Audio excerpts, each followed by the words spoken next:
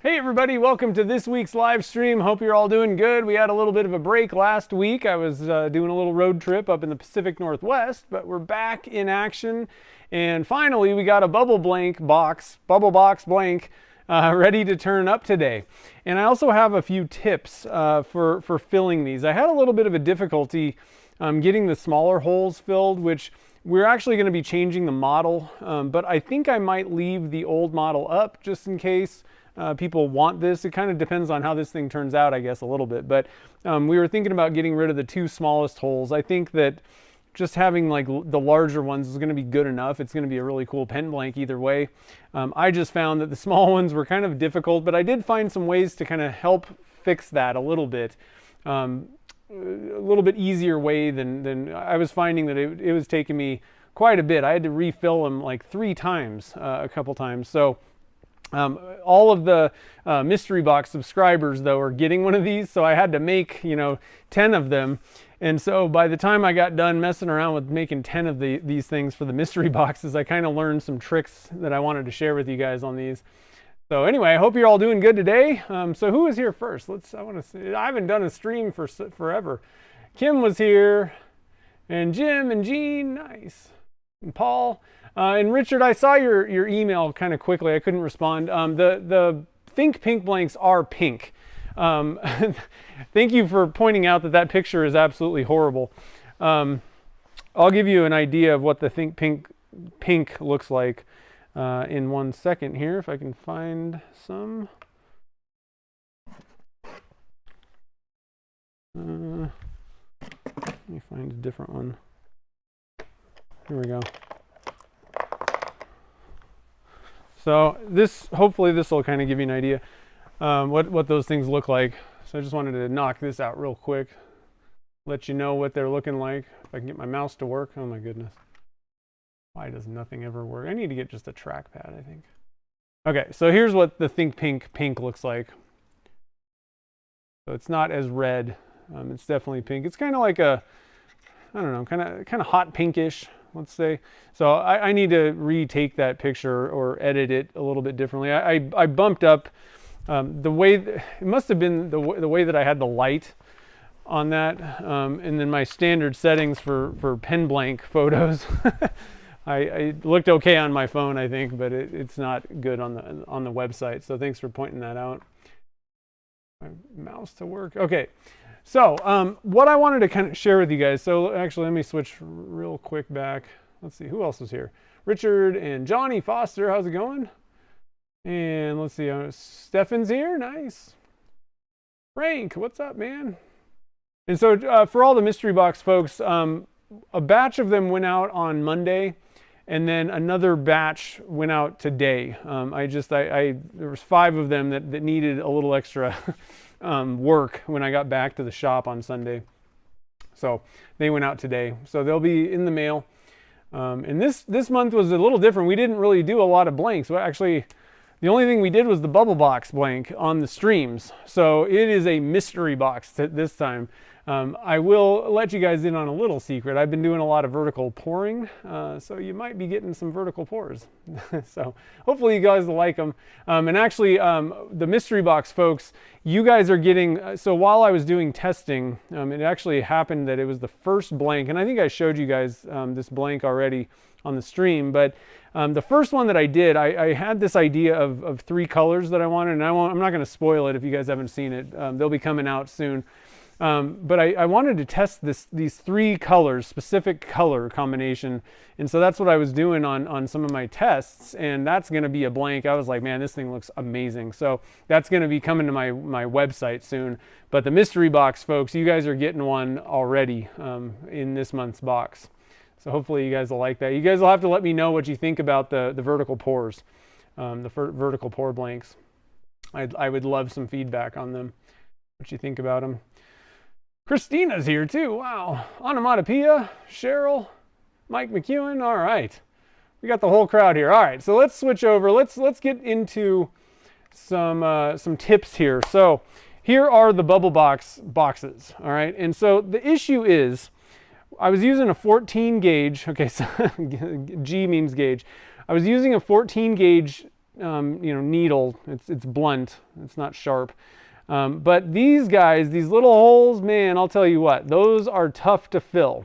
All right, and what I was doing was just kind of like dribbling it from the top, and Richard was like, you need to do it from the bottom, which is true, but what I found was you really can't do that very well with a 14 gauge needle. So I dropped down to an 18 gauge, and that worked much better, but you do have to go down to the bottom, and what I found was you got to be kind of careful because you want to just squirt out like about, like a little bit at a time. And what I would do is actually kind of move the needle. So let me actually get a syringe on this thing so it looks like, how I was doing it. So here's a syringe. And so I would, now the problem that I have, the reason I wasn't using an 18 gauge, why I recommended on all the streams the 14, is because the 18 gauge needles or tips, they really don't allow for sucking in resin that has a bunch of powder or other stuff in it. It's too small to for some reason the sucking it in part didn't work, and that's why I just tossed these things and I never used them. So what I would actually recommend is either switch out. You can just suck the material in, the resin, without a tip at all. All right, and then you can put a tip on. It doesn't leak out or anything. And then you're much better off. And then using an 18 gauge or, I even tried a 20 gauge. That's pretty small. I got to be honest. It might not be a bad idea to try a few different things, if you're going to try these things or something similar. But I think 14 is probably going to be good enough. That's what I was using. And so I would just squirt a little bit in, and then I would actually kind of like move it around. I think part of the issue is, it's like the wording just escaped me. Where the resin doesn't really want to stick or flow onto the edges of this, and that can happen. So what you want to do is just kind of force it onto the edges a little bit using the needle tip, and then fill it a little bit more, move it around, and then just kind of top it off. But I'm going to tell you, you're probably going to have to top things off like again. It's hard to fill holes that are just like this, very small. All right, and even some of the larger ones, you may find that because you're kind of, there's going to be some air bubbles and things in there, and when you pressurize it, they're going to go away, and that level drops a little bit. So just be aware of that. Now, the second tip that I'm going to give you guys, and here it's a thought, okay? So what I used originally was liquid diamonds, all right? And so that gave you a good, pretty long working time, right? Where you can get quite a bit done. Now I was trying to, I kind of bit off more than I could chew. I don't recommend trying to do 5 at a time. I would highly recommend just doing like 1 at a time. But what I would actually even recommend more is rather than trying to knock out the entire thing all at once, I would highly recommend picking the colors that you want for the specific, holes, for the different sizes. Really have an idea, have a game plan of what are you going to color all these holes with. And what I would do is I would knock out the larger ones all at once. And then, you could come back and do the small ones if you're using a slower setting resin, but, and some of you guys may be screaming at me, but what I actually found is Alumilite Clear Slow was way better. And the reason being, if you're going to use something like liquid diamonds, you could get like 1, maybe 2 done like all at once. Then you put it in the pressure pot and you got to wait like 8 hours for this thing, overnight basically, for this thing to be able to be pulled out. And most likely you're going to have to do another round. You're going to have to top it off. And the problem is, so you've waited overnight, to get it out of there and then refill it. And what I was finding was I had to do it like 3 times until I figured out a better system. But you may have to do it even another time if they're just a little bit low. So considering the fact that that's going to spread out your casting time, like 3 days worth of casting this stuff, just because you're like filling little holes, and topping things off, what I would recommend is go with Alumilite Clear Slow, a faster setting resin. Be very specific about which ones that you're gonna, fill. And what I would do is like knock out the smallest holes, which we are going to change the design of this thing. But if you're going to do something similar to this, like, and I'm going to leave these up where the download, if you buy this, you get the old one and the new one once we have the new one. And for folks that have already bought this model, the 3D model, the download, I will, just contact me, or I will try and go in and find and email you a copy of the new version as well. But if you're going to do this, I would recommend do the smallest holes first, and you got plenty of time with Alumilite Clear Slow to get all of these things done, as long as you're ready to go and you're only dealing with like one color, maybe two. Go for it, get all those things done, but you got plenty of time with 12 minutes of working time, especially in the colder months. You're going to have a little bit more probably because you're not mixing that much up. And then do it, methodically, doing that, squirt a little bit in, move it around, and then squirt a little bit more until you top it off. But do that round. The beauty of it is with Alumilite Clear Slow, you can put it in the pressure pot, and within like 2 hours, maybe, if you really want to be careful, especially on the smaller, holes, leave it in for 4 hours, but you can knock out the whole blank in one day, multiple passes, and just keep pressurizing it. Honestly, I think you can pull it in about 2 hours. So you could easily get these things completely finished in one day using Alumilite Clear Slow. Whereas if you're using something like liquid diamonds or any other, long setting, longer working time resin, those require longer, time in the pressure pot. They have longer demold times, and it's going to spread this out days, which sucks. So just a thought, the quicker resins actually in this case, I think might be a better way to go. And I got really good results. I don't think this is one of the ones, I can't remember which one I did with Alumilite Clear Slow, but for me, it just went so much faster. I could knock it out, put it in the pressure pot, pull it out, redo it. And the larger holes are much easier. You can dump, most of your resin in just with the cup. And like I said, the new model, the two smallest holes are going to be gone on that one. Nikki hasn't finished that and gotten it to me yet, but we're going to eliminate the two smaller holes and just kind of redo this so they're a little bit larger, and it's going to be much easier. So for folks that are trying to like knock out a bunch of these things, I mean, it's just going to be so much easier. But like I said, we're not going to, get rid of the old design. It's just if you buy that model, you're going to get both at that time, and price isn't going to change.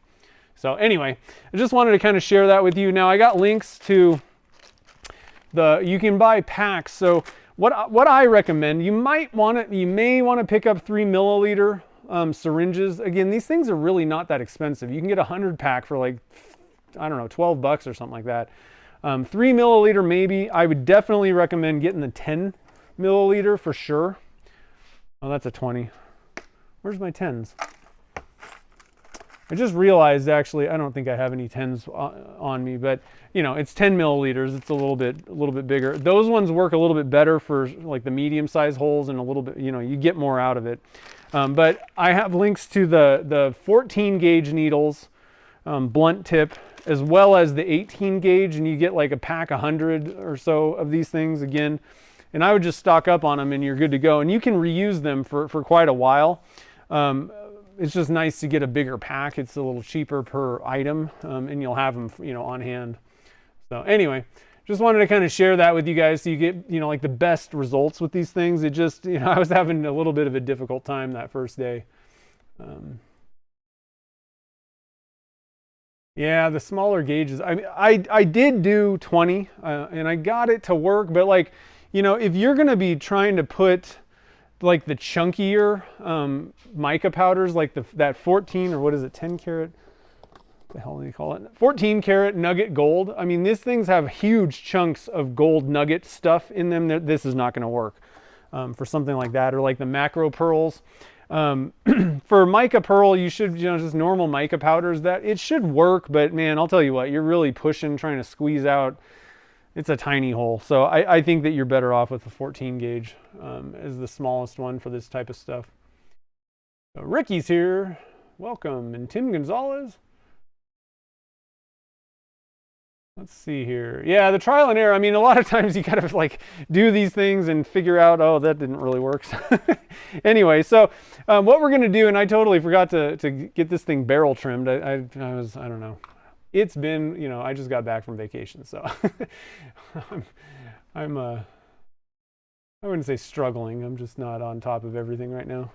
Oh, and so there's links in the description to those things. Here's some links though. I'll drop you guys some links in the chat if you want to pick up this one's to the what was it, 18, whatever, the smaller ones, 18 gauge. This one is to the 14 gauge. And then here's to the 10 milliliter syringes as well. But they're really handy. Like even if you're not going to do these like bubble box things specifically, if you do resin casting, I would highly recommend grabbing some of these things. They do come in handy. You know, we kind of messed around with it. You can kind of place resin within other resin pretty easy and inject things. So just kind of nice to have in the shop, I think. And they're not, you know, they're relatively inexpensive. They have smaller packs too, but I don't know. I mean, I've found that a lot of times when you buy only like 10 or something of these things, you're looking at the price tag on them and you're like, okay, I could have just bought 100 for, you know, 10 bucks or, you know, $6 or $7 more. So anyway, here's what we are going to turn up today. So this is just we're going to turn this up. It's going to be a cigar, blank cigar kit, pen kit. And like I said, I need to do the barrel trimming, get these things evened up. So I think I can just kind of, I don't know, I can flip the camera around over there. Why does my mouse never work? There we go, it works on the desk. I'm just gonna kind of turn the camera over to where I'm at for a little bit. First thing I do is actually come in with the sander, just a disc sander, and just like rough down, you know, take material off. I'm not trying to make it, you know, perfectly square or anything like that. I personally like the barrel trimmers. They're just easier. You got a dead on square reference. And if you get rid of most of the material, then, you know, the barrel trimmer itself doesn't have a lot to do. You know, it's not doing a lot of work. So it usually works pretty good as long as you keep the trimmer parts kind of sharpened up a little bit. So let me go. I'm just going to leave the camera like that for now. I'm going to kind of turn the other camera just around a little bit. I realized that these things weren't actually fully ready, like right before I started the stream. Oh, and a little update on the fly situation. So what we're thinking is my dad threw away a dead mouse that he caught in a trap, and we're pretty sure that's what caused that issue. I also threw away some kind of like rotting food, like, you know, that went bad. So that could have maybe helped out, but they were like in baggies, so I don't know. We think it was just the dead mouse. Proliferated flies everywhere. It was horrible. You know what we found though is the fly swatter was actually the best tool to kill them. And then also getting rid of the dead stuff. All right, so I'm just going to use my disc sander real quick. I'm going to use a miter gauge that I have set up. I don't know if you guys can see that or not, but like I said, I just kind of like bulk take off material. There's not even a lot of material on here. Just I like to get it about so there's only like a 1/16 inch or so of material that I actually have to barrel trim. And then I come back with the barrel trimmer itself.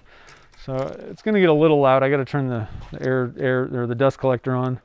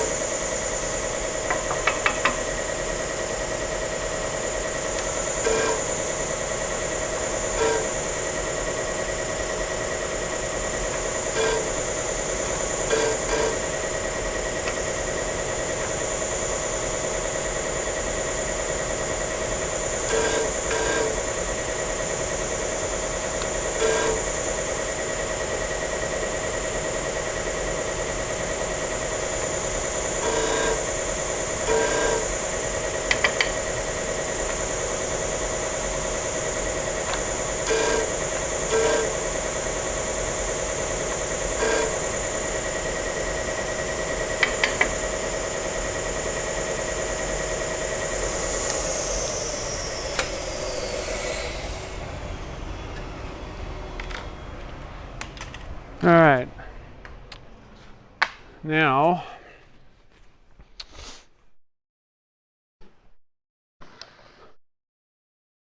I gotta move some stuff here real quick. We got experiments and tests and secret things that I forgot to put away. So I didn't really think I needed to put away, actually, is more the truth.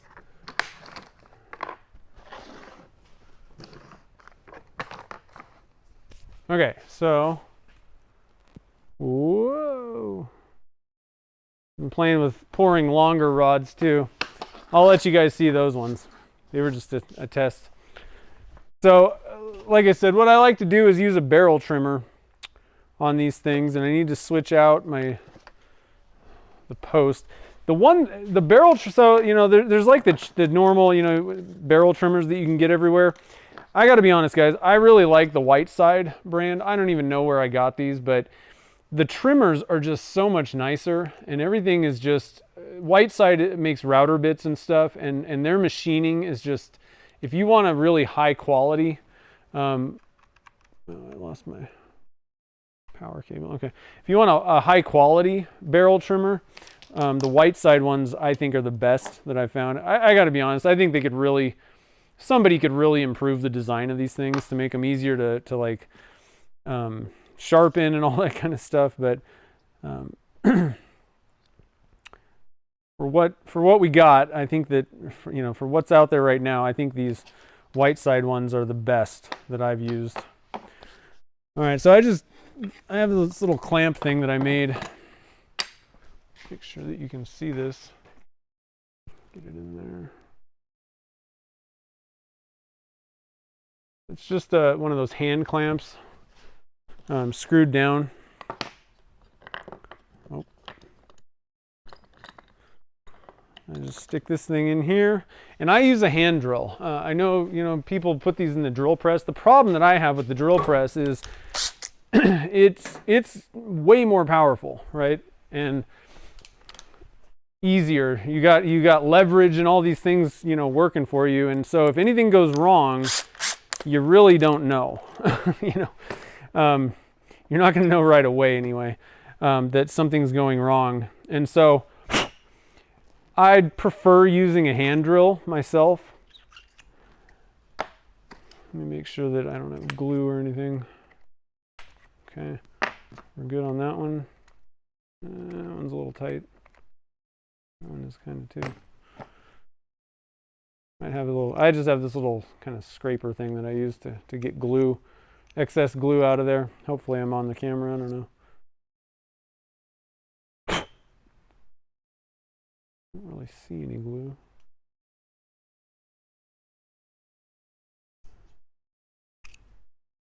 I think I hear some on this side.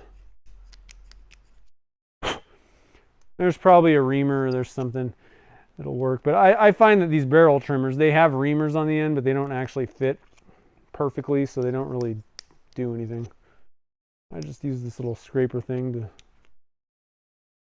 to clean everything up. Okay, now we're ready.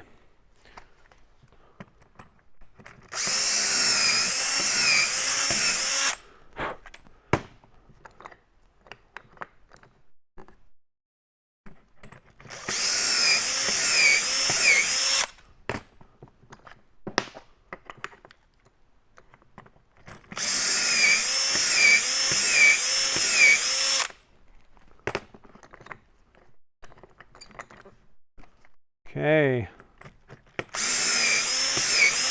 we are rocking. And then a lot of times I find that, especially with the higher quality TBC bushings that fit absolutely perfect in your tubes, sometimes they're a little bit harder. Like the cheap mandrel style bushings, those things have a lot of slop in them, play. And so the higher quality ones with higher tolerances tend to be a little tougher to get in there. And if you've kind of rolled over the edge of your tube, they don't really want to go in.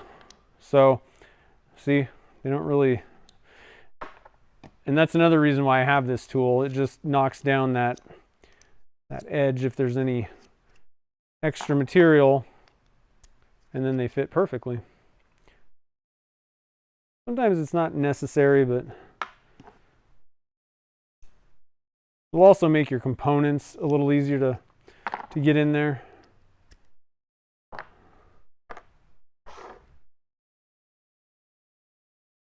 A little bit tight.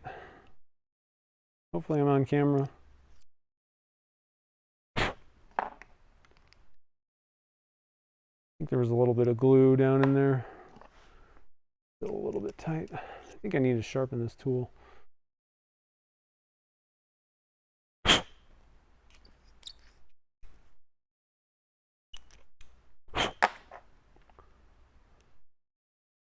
There we go. And a little bit tight on that end too.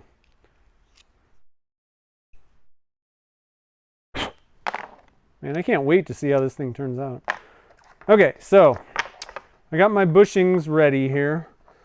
And a lot of times, especially with like the two-piece things, on these TBC bushings, you know, it's sometimes hard, I guess any of the bushings, it's hard to remember which one goes where. So I've actually marked the ends of these things. But if all else fails, if you're really like, I don't know which bushing goes where, get yourself a set of calipers. Okay? Get a set of calipers. And I know for sure that this one goes, you know, in this position. I know that one. The two biggest ones go in the middle. So those ones I always know on the cigar kits. But then there's these two that look really similar sized. And so you can just measure. And I'm looking, it's like 475 or something like that. And then this one is smaller, 460 or so, something like that. And then you just take your components and measure. So this is the one that's going to go on the end there, and then this is the nib. It's these two that I sometimes kind of get mixed up. And so what I'm going to do is just kind of measure take the calipers and measure where the stuff's going to meet up. And this one's looking like 460 something, which I'm guessing is going to be that smaller one. Let's just double check this one. Got to be careful with metal calipers, but yep, 480. So we got everything kind of figured out now. The bigger one goes there.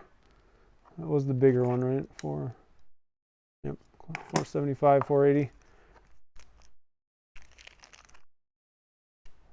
I'm going to put these things, we got them figured out now. I'm going to put them in so I don't mess up.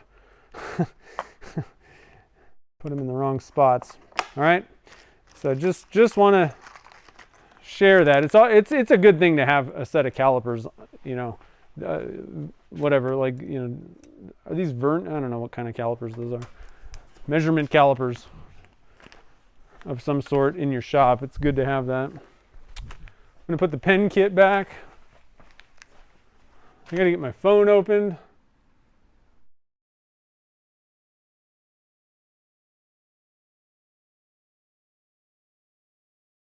There's a different taper in the corner. Huh. I might have an older set. Did you always do that? Because these are yours. Maybe I just didn't even notice it. All right, so I got to get set up over here with the YouTube. Give me 1 second, guys. We'll get that camera moved over. Turn the volume down. Okay. We are ready to rock and roll.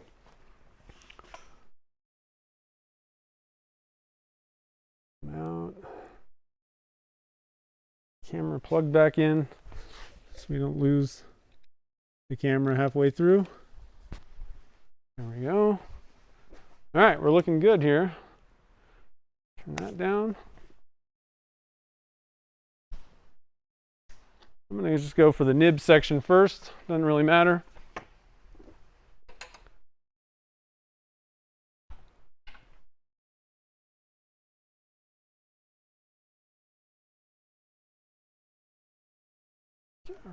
Thing set up closer.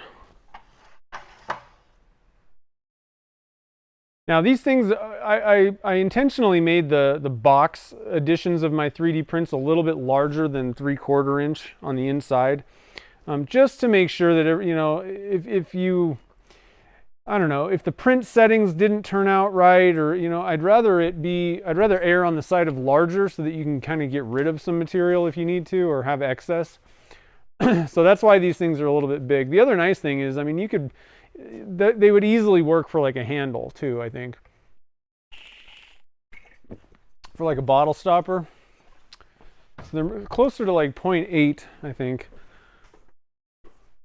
Or maybe even, we might have even gone up to all the way to 7/8. I can't remember. But they're a little bit bigger just to make things a little easier for everybody.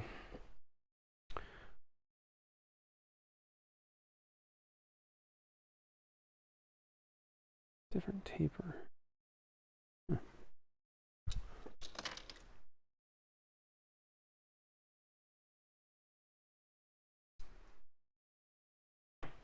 I'm not sure what that means. These ones look all the same kind of to me. Okay, let's get this thing rolling here. A little close with the tool rest. You guys see everything? It's a good view. Let's go up a little bit higher.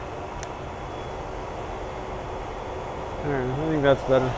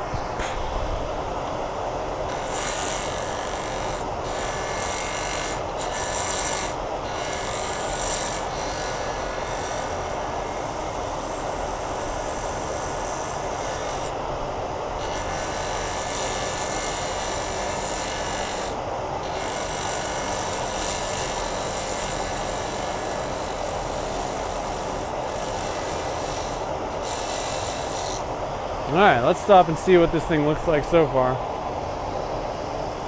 Yeah, turning usually is on Saturdays, but we had nothing to do. So I got a little bit of a hole. You might see some kind of a weird hole here, but I just chose, I knew I was going to turn that away, so I just didn't fill it. Not to worry, guys. It'll be gone soon. Yeah, I know. I wanted to, I mean, we could have obviously done resin casting today, but the problem is, if we would have cast something today, I would have wanted to turn that Saturday, right? So, and everybody, well, I don't know. I've been anxious to see how these things turn out. So I thought we're just going to do a turning resin, a turning live stream today. And I'm actually not going to do a stream on this Saturday, because I was gone last week. I got a lot of stuff to catch up on, so I'm going to take off Saturday and kind of get caught back up on things. Man, this is looking pretty sweet. Let me just get this thing rounded, and I'll get you guys a shot from like the straight on.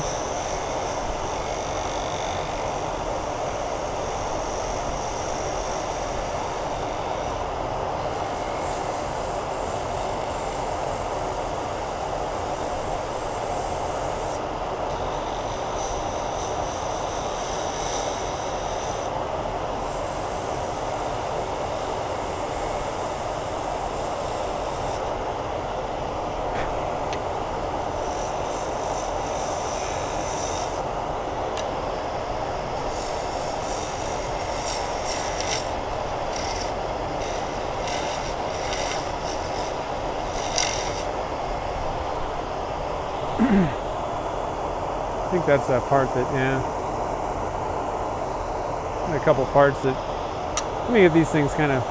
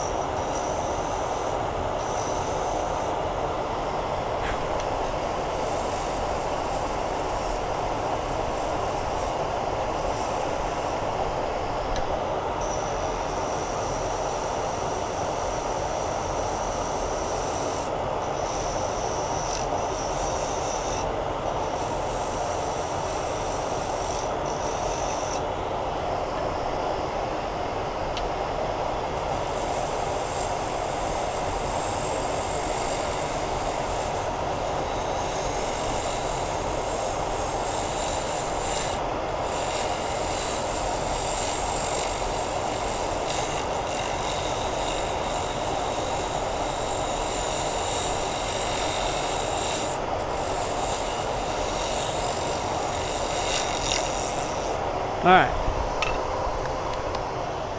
Let's get you guys a shot of straight on so you can kind of see what we're working with so far.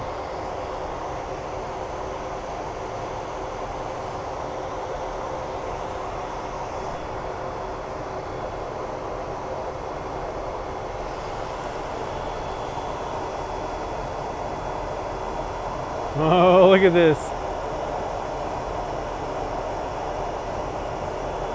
This thing's pretty sweet. So depending on where these holes end up, you're gonna have like either just a circle or a kind of this blobby, kind of crazy thing on the side, or just a little circle on the side even. It's kind of cool. We'll have to see what this turns out to be like once we get really turned down, you know, because there's still a ton of material to take off. I'm pretty excited about this though. These are fun.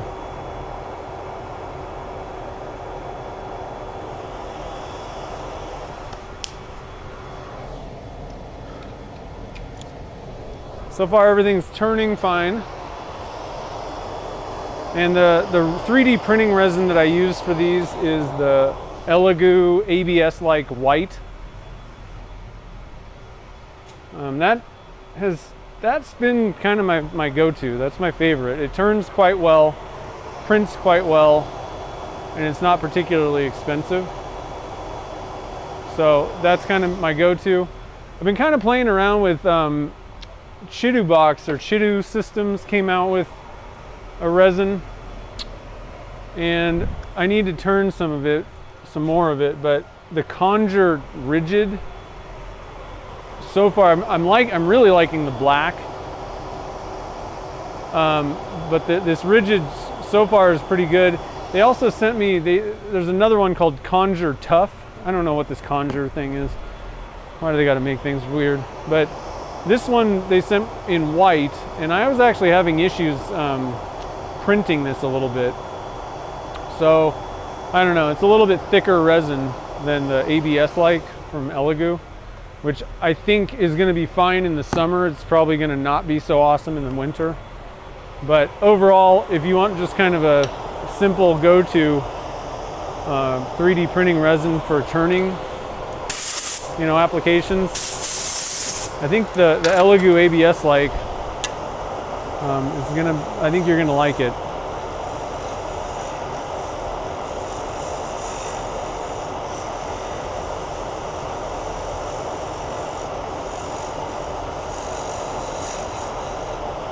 I have found that with the white resin specifically, I've had to really increase the exposure time on that one.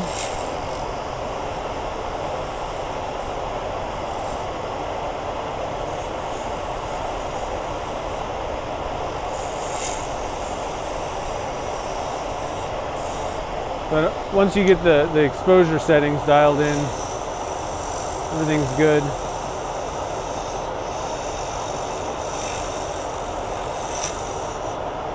And I don't cure them, so there's exposure while it's printing, layer by layer, and then there's the cure time. And I don't I don't cure it very long at all. It's like 2 minutes in my curing machine and I'm done. If you cure it for too long, it's going to make it brittle a lot of times. And since we're going to cast it anyway, I mean, it doesn't really need to be super, you know,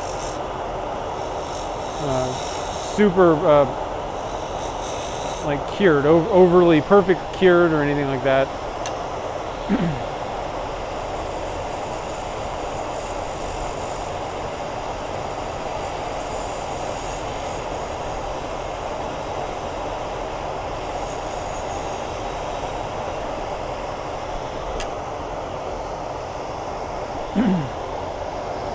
Resin printer, nice, that's cool, Cheryl.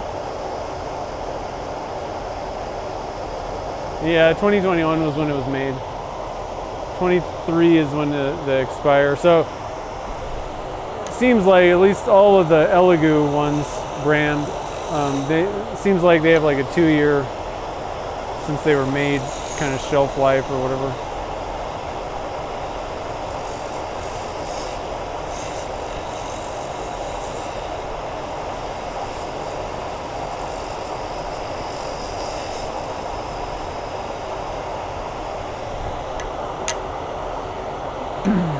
Another thing that for anybody that's looking to get into the resin printing, another thing that I try to limit is how long I keep it under alcohol when I'm cleaning it. I only clean prints for like 2, maybe 3 minutes, and then I want to get it out of that alcohol. If you leave it in there, it can kind of change things. I had a few of them that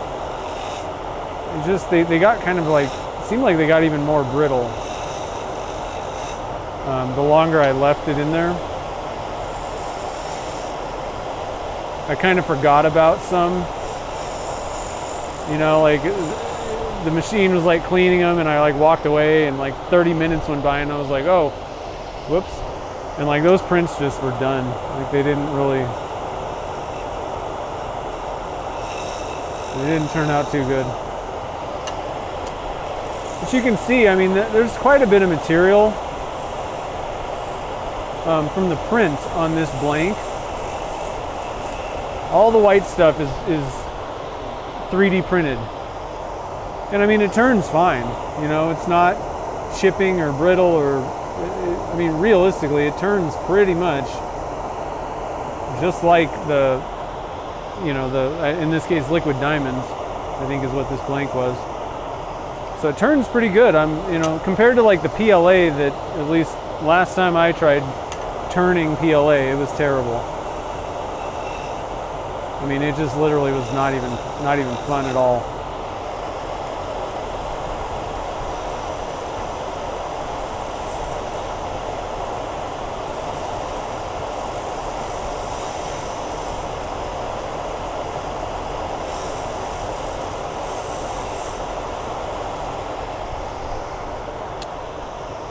For larger, thicker things, you know, like thicker sections like this, I mean, PLA would just be absolutely horrible.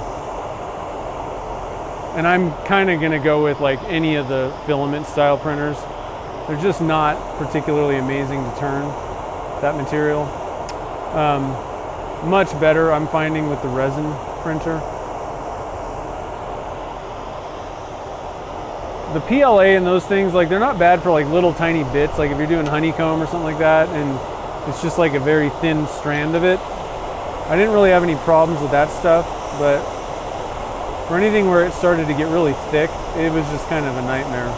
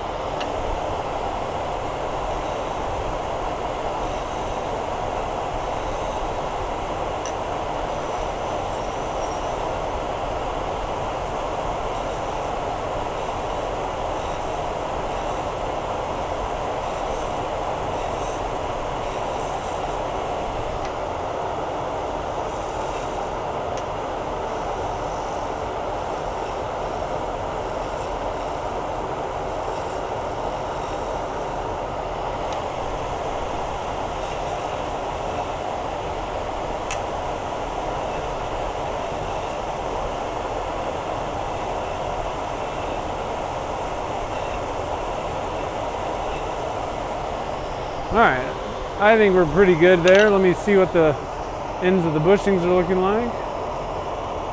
I could take a little off there. That one's pretty good though.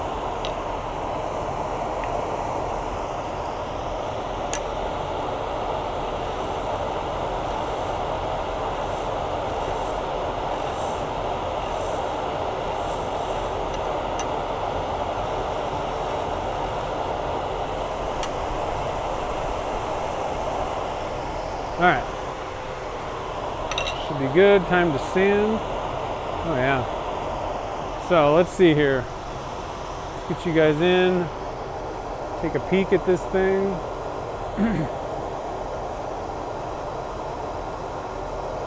Pretty fun. I don't know. I'm digging this. You got purple, blue, and actually, one thing that's kind of cool, so I was mentioning that you might have to come back and add a little bit of resin. So you might notice here, this is like one of these sides is the bottom, I think. I think this is going through, and I think there's blue on the top and purple on the bottom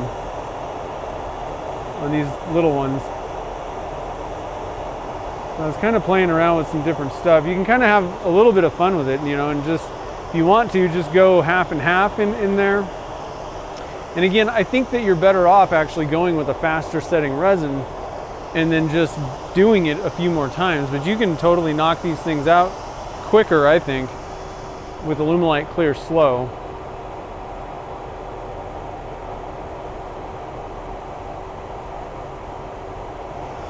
Or something like that, where it doesn't have to stay in the pressure pot forever. Oh yeah, PLA in the car. I never thought about that.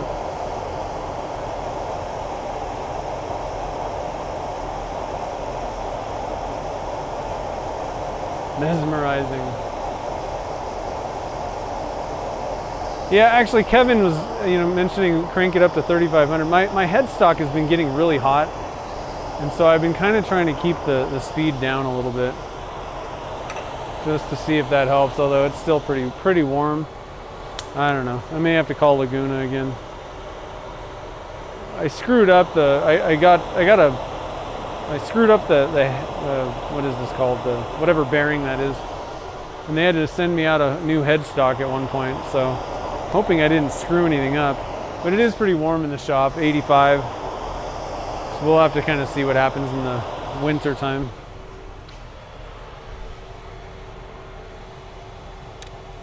All right. So I think I'm just going to start with 240 grit. It's a little bit, I don't know. Slow it down a little bit. Got some tool marks here and there. Get everything nice and flat.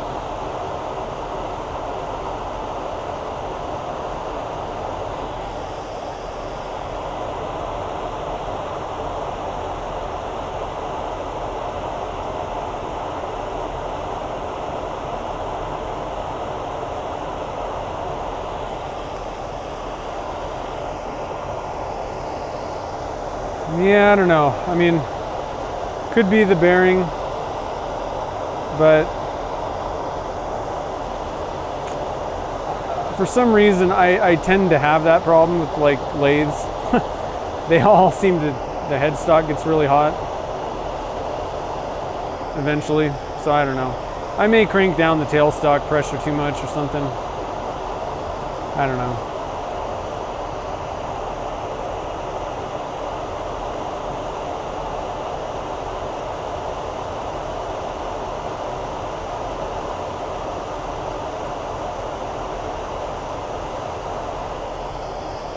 Alright, so that should be pretty good. Let's do a little bit of lengthwise sanding here just to kind of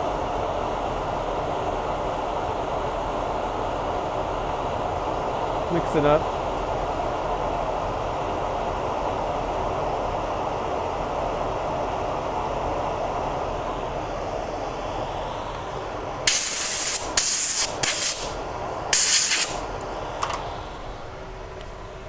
Wipe it off with some 400, or sorry, wipe it off with some denatured alcohol, and then go to 400.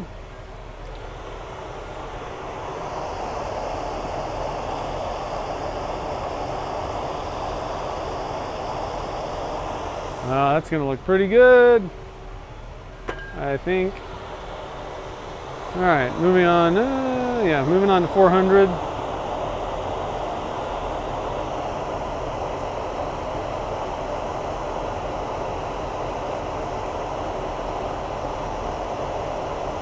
Yeah, they do look like kind of like retro lava lamps, don't they? 70s kind of disco theme.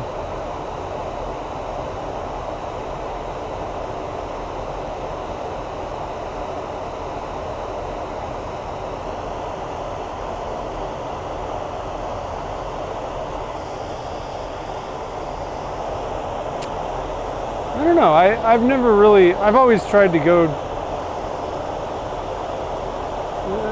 with resin blanks, because that's, I don't really turn wood pens much, like ever.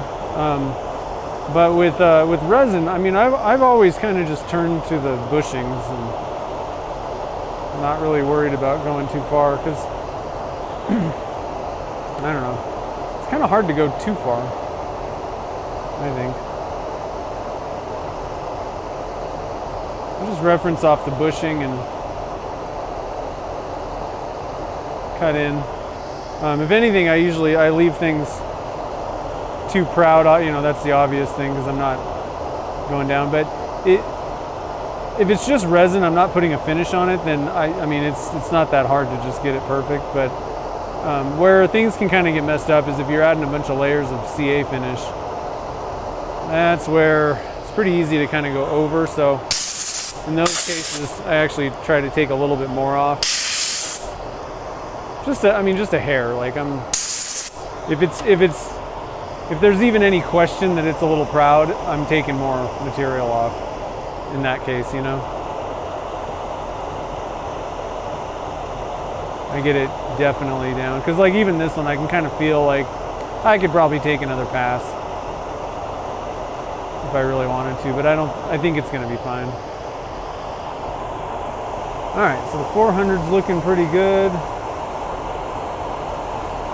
I don't see any scratches going lengthwise from the 240 grit.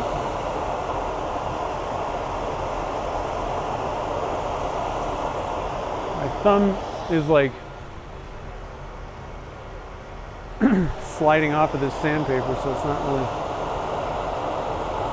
There we go.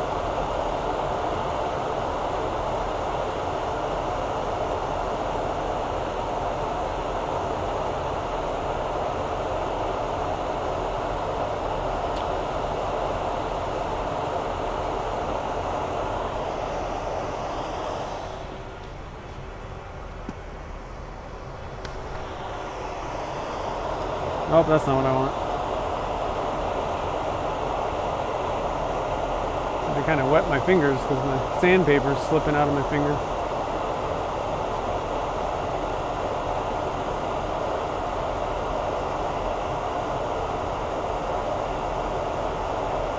All right, 400 done. On to the wet sanding, my favorite, because I can turn the dust collector off.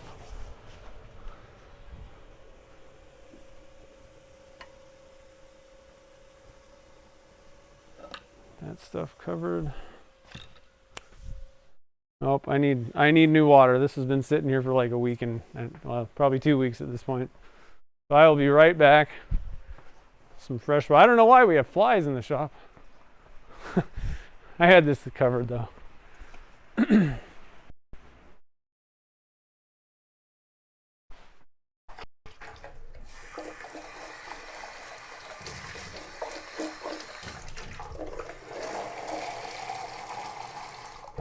Okay, fresh water.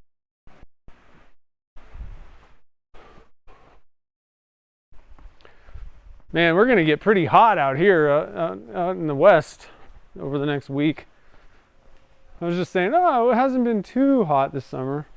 It's been kind of relentless, but not super hot. And then of course, right when I say that, the end of summer, it's like, oh yeah, it's gonna be 100 and something. No.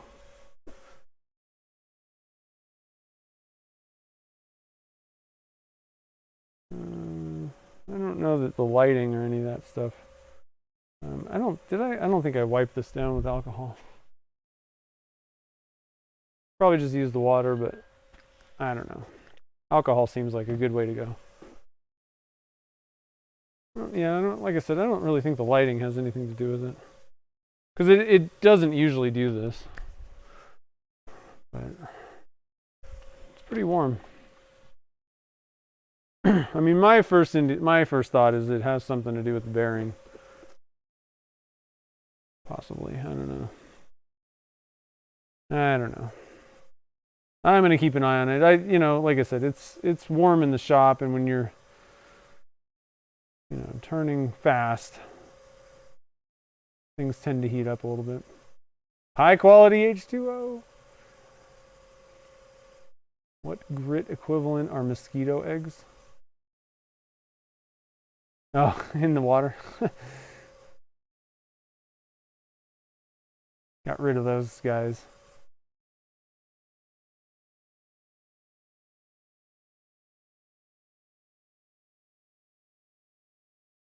I don't know what the.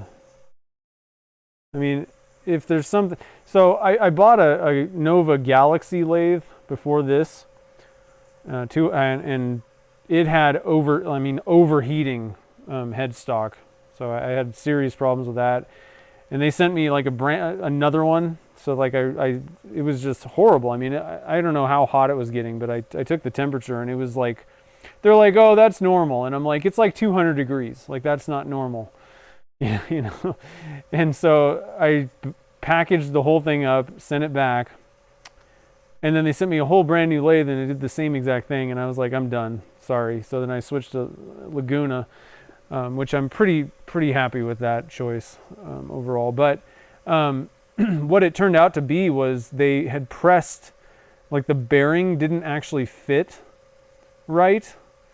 That was the problem. The bearings didn't actually fit into the headstock correctly, and so they were overheating. So and it didn't make any noise or anything. So bearings can, if you're putting a lot of pressure on them or doing something weird, like I said, my tailstock pressure could, it's not overly tight right now, but other things that I've been turning, if you're pushing on it really hard, that can kind of screw your bearings up a little bit if they're not really aligned properly. I don't know though. I have no clue what's going on. Could be the heat.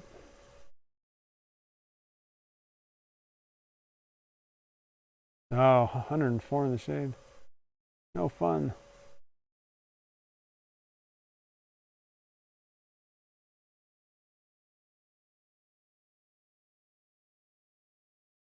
Okay, that's probably pretty good. Move on to the gray. So this is Zona paper, polishing papers. There's links down in the description below this stream.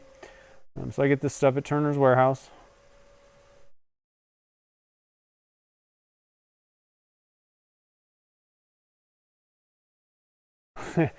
Yeah, Seattle was nice. I really liked it when we were there. We were a little disappointed the Mariners didn't win. They almost had a walk-off home run, though. Last out of the game, it was like 10 feet too short.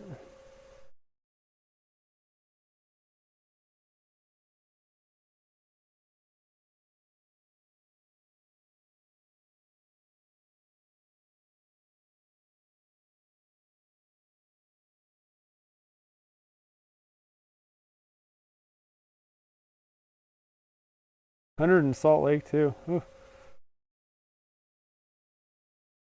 Yeah, the West is we're getting a little heat wave. Yeah, I've been to Seattle a couple times, and I think that the thing is Seattle. Well, actually, we were talking to someone at the game.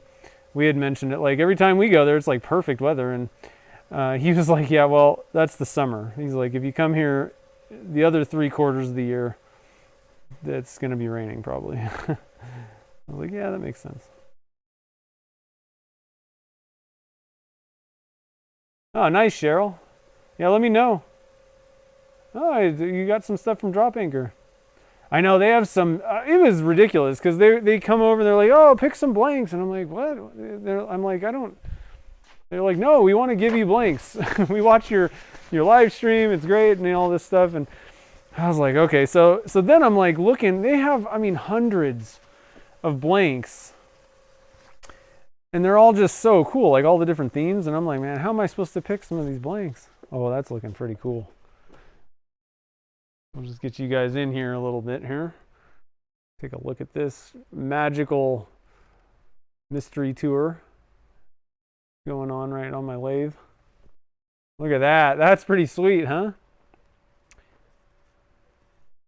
We haven't even polished it yet. It's not even polished, guys. Yeah, I'm digging this. These are fun. So you could have, I mean, just a field day with these things, you know? You could go pearls, you could go solid colors, you could go clear, you know, or transparent if you wanted, if you're doing like a handle or a, you know, like a diamond painting pen. I mean, all day, you know, you could put some transparent in there.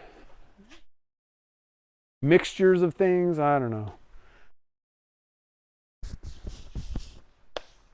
Let's see, okay, so magic juice. Magic juice. Juice is loose. I'm gonna, I like to use the blue shop towels. They're a little bit softer, less abrasive. So, you know, we're doing like the high polish, so you don't really want to use a super abrasive cloth material for this step. It can alter your results with magic juice, or, you know, anything really. It's not just magic juice. If you're trying to polish something to a high polish, then go for the softer materials. And you can, you know, like you can maybe, if you want, you can maybe go for like, you know, microfiber type materials. To be honest, I haven't really found a problem just keeping with the Scott. You know, this is like the Scott, you know, shop towel material. But if you wanted to, you could find some sort of a you know, microfiber type thing, especially for like the last maybe one or two, if you wanted to. But make sure you cut them into like really small strips, or there's something that, like, this stuff can just rip.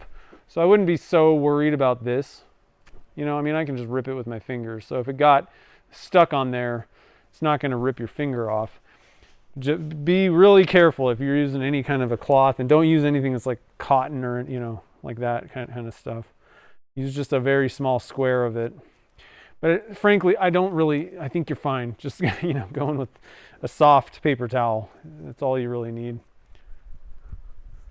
Clear with translucent links. Oh, inks, yes. Yeah. That's what I meant by like transparent, yeah. Like a red see-through. That would be cool. All right, so our magic juice, you want to get this thing going about 2,000 RPMs, 2,500.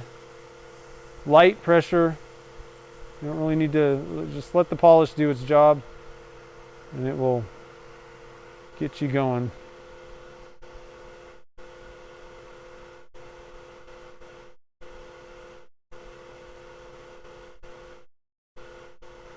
And I just fold it over. Get any excess off from that grit, and we're done. And I'm telling you, step one, I mean, you could just walk away and go home. Like, it's already looking glossy. But we're not done. That was only step one, guys. Only step one. I'm going to zoom in a little bit and get you guys in. Look at that. Looking good already. Magic.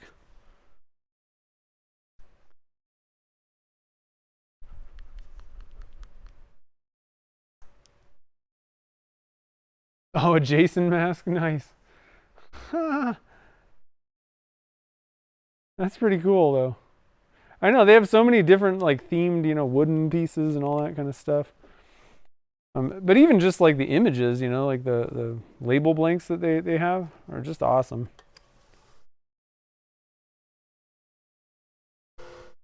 So if you haven't checked it out, go check out Drop Anchor Creations. They do some really cool stuff. Really cool looking blanks, and awesome people too. I think they were at SWAT. I'm pretty sure. And they're probably going to be at the Mid-Ohio pen gathering. I would imagine they do most of those pen shows and stuff.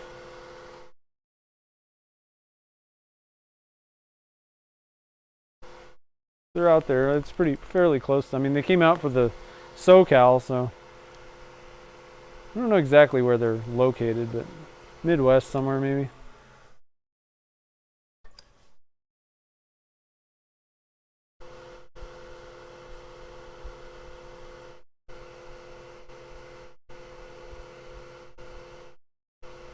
Gun cleaning squares. I don't know what those are. That's a good idea. I'll have to look at that. But like I said, I honestly, I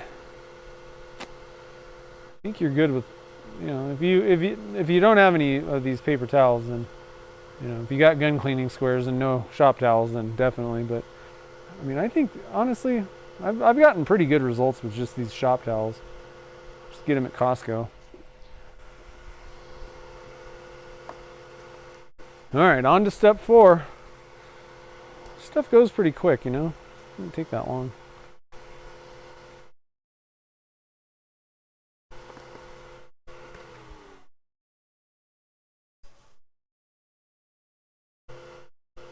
Maryland, okay, that's what I thought. Somewhere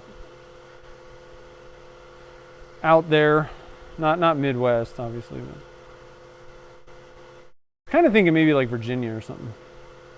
Actually, is what I was thinking.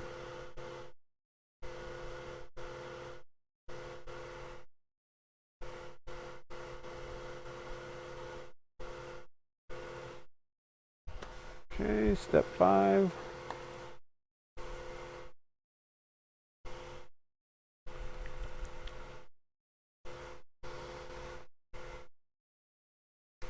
Oh, it splurted. Come on. I know there's stuff in there.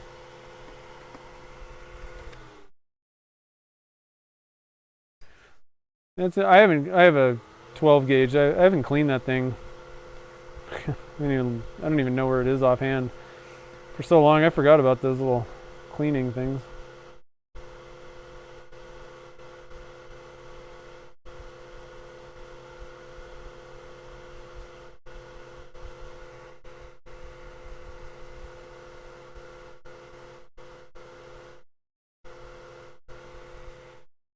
All right, and step 6.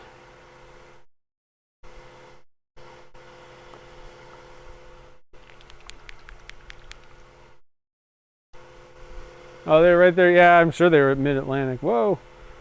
6 was excited. Whoa. Okay.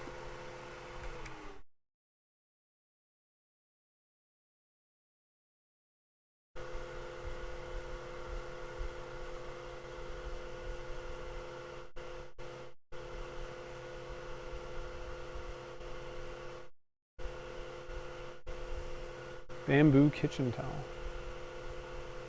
That's cool.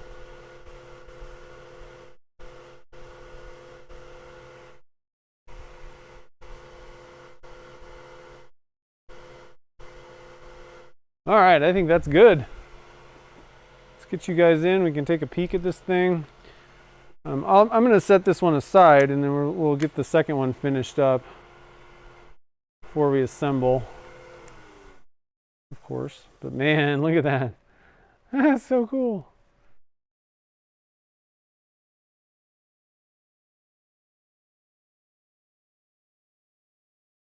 It turned out good. I like it.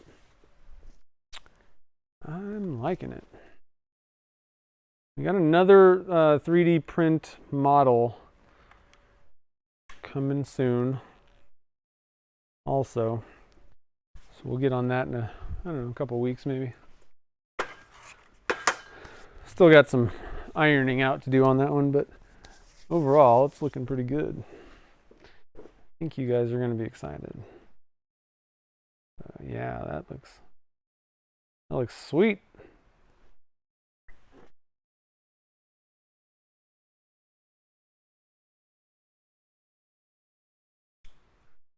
All right, so let me just set this one aside. Load up the back end here.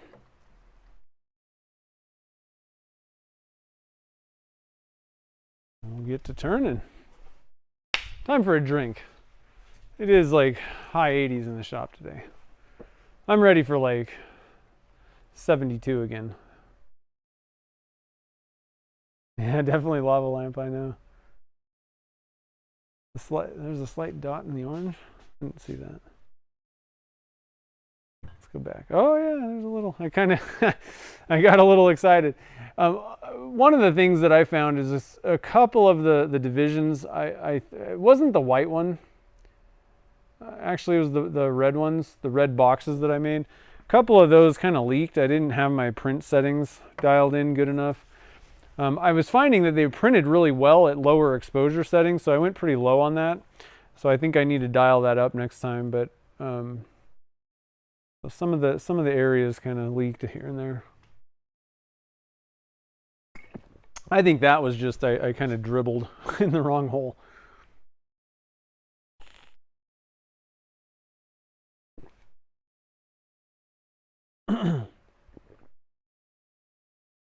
Yeah, the snowboard. I'm ready for winter. Although I got to be honest, I'm having a lot of fun mountain biking, and I've enjoyed the summer. I don't like working in the heat, because we don't have air conditioning in here, and so it just, not to say that it's miserable, but it's not pleasant, all summer long dealing with that. I would rather be in the winter in that case. I love being outdoors, but we got to work and we got other things that we have to do. It's not like we can just hang out at the lake or go mountain biking every day. So I like the summer when I can actually utilize it. But other than that, it, kind of like meh. I'll take winter. We don't shovel or anything where we live, so just plow through it. That could be problematic if we had to shovel all the time. I'd be like, I don't know about this winter stuff. Good reason to stay in the valley, not on top of the mountain.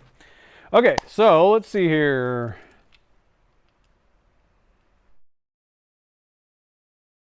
Oh. Cool. Let's see here. Yeah, that's why I was wondering about the small, I was like, oh, these things are such a pain with the small dots. But that's why I think I want to keep the original. Like if you're going to buy the model, you'll just get both. Because I like the blobs. I think they're going to be interesting too. If we would have just started with the bigger, didn't have the small ones, I don't think people would be like, oh, you really needed to put tiny holes in there. So I think it's going to look good, with the revision. I haven't seen a revision, like a revised version of it yet, but with these small holes, as long as you're willing to, deal with them, take a little bit of extra time, they're pretty cool. And so I think we'll just keep both models. If you buy the bubble box, you get both. And again, for anybody that didn't hear earlier, if you bought the bubble box 3D print already, we are going to update it, and I'll send you the updated version for free. You don't have to pay for it if you already have it. All right, so let's see here.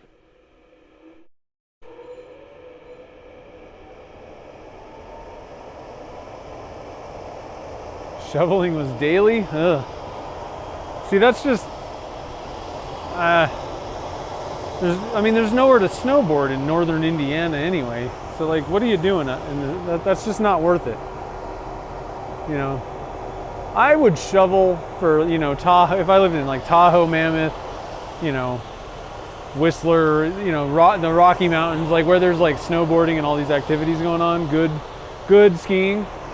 I'd be like, okay, I can deal with this snowing, shoveling every day. Not if I just lived in the Midwest, no way. No, thank you. All right, Cheryl, have a good one. Northern, yeah, no, I'm not living in New Jersey. Not on the list. It's what I call useless snow. Useless snow. Nobody's doing anything with it. All right, let's do some turning. What do you guys think? I'm putting on a face mask. This thing, when I'm rounding this thing from square, it's just shooting these things right in my face.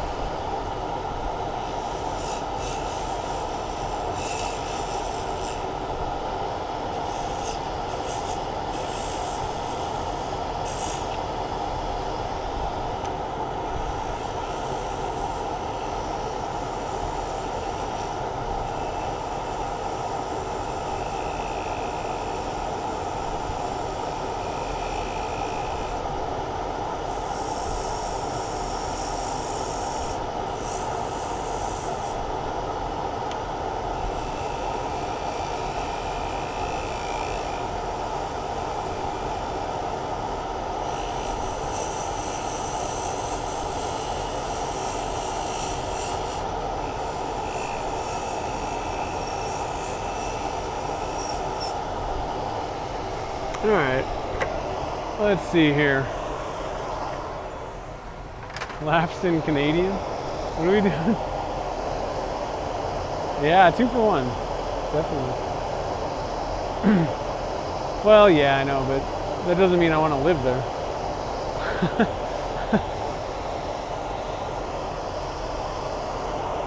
Look at this one. This one's got even more of the little guys. Oh, we got a little bit of a low hole there. That one actually might be too low. I might have I need a fill on that one.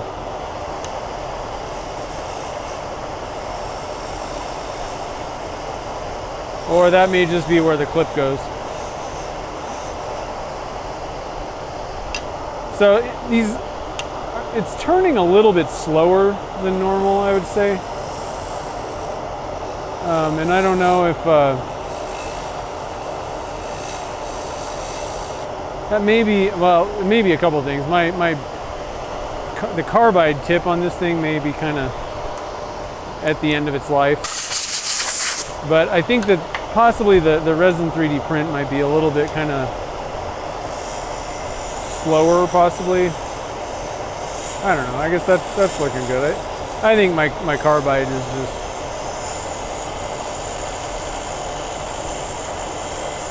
If I use this side of it, it seems to go faster. So never mind. I'll just shut up.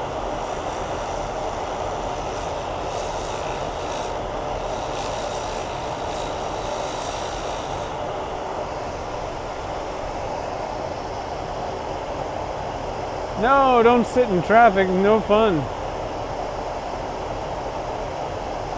Yeah, the black CA stuff. That's not a bad idea.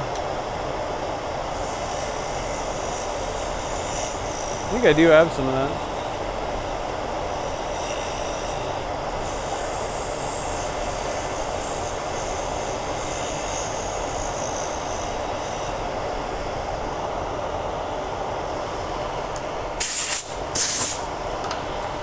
I think I'm going to give my carbide a little turn real quick here.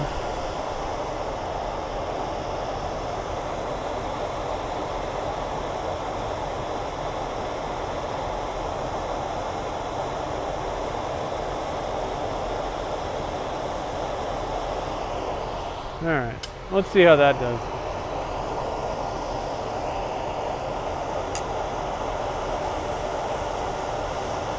Well, that's pretty nice. Though I don't know, I might have been already used this edge, the carbide. This one's been on there for quite a while. It's really nice that, you know, the Easy Wood Tools carbide lasts quite a while.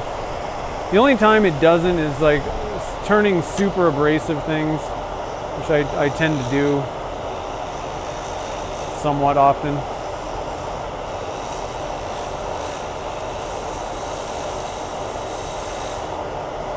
Kind of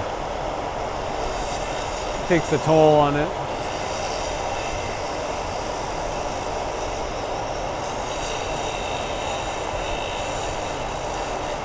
But I'll tell you what, if I was trying to use high-speed steel on those materials, it would be like one cut, one pass, and then sharpen.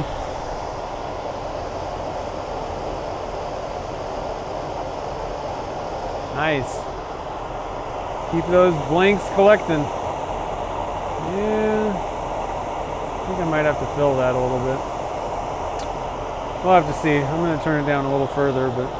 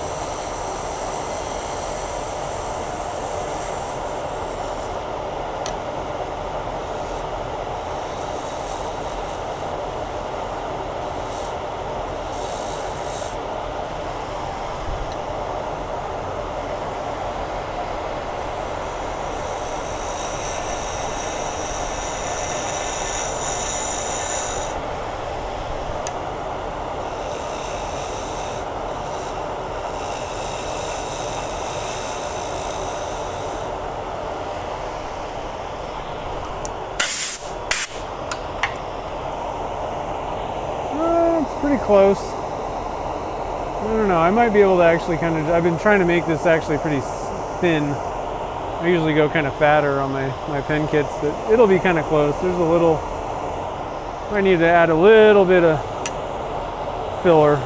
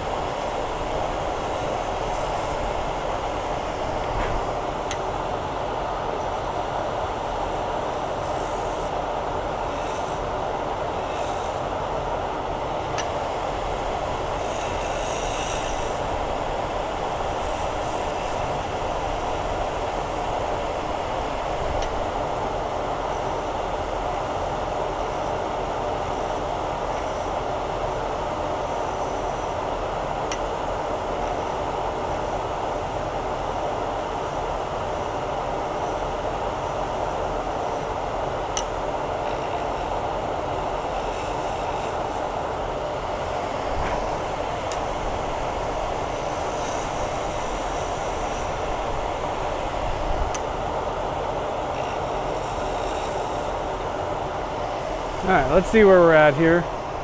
Check out that fill. What I might need to do. Yeah, I'm gonna have to fill a little bit.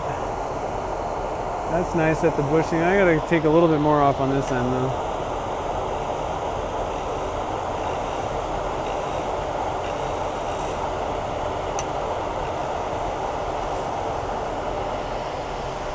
Okay. Let's try out that. Let's see if I can. Do I have? Yeah, I do. Here's the black. Got a little bit of the black CA glue from Starbond. I think it's a little bit rubbery, but whatever. We'll just add a little bit here. It's kind of old though, so. just have to see how this goes.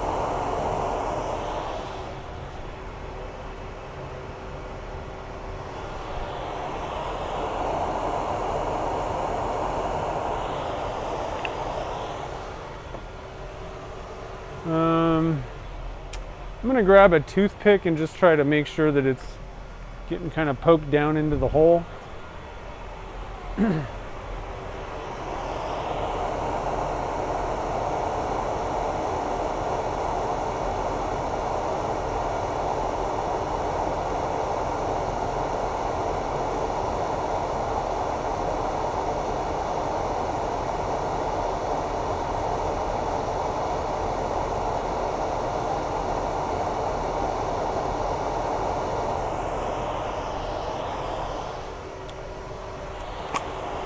Hit it with some accelerator.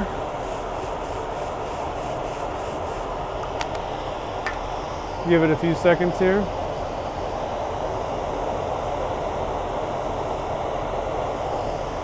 Probably have to add some more.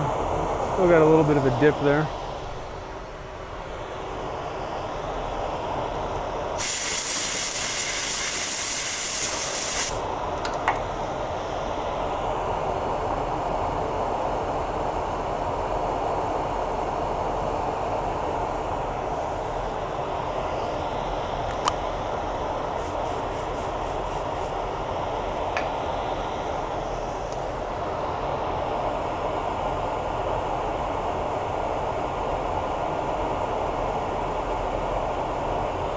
I'm going to give it one more.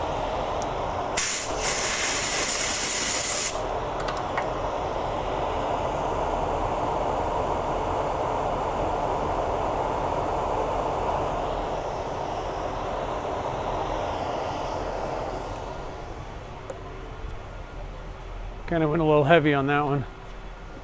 Try and spread that out a little bit more.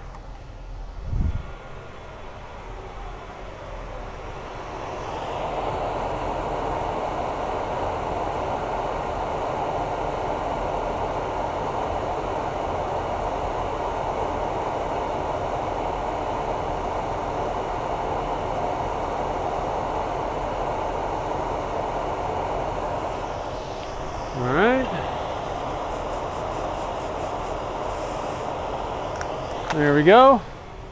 That ought to do it. I'll just wait a little bit here.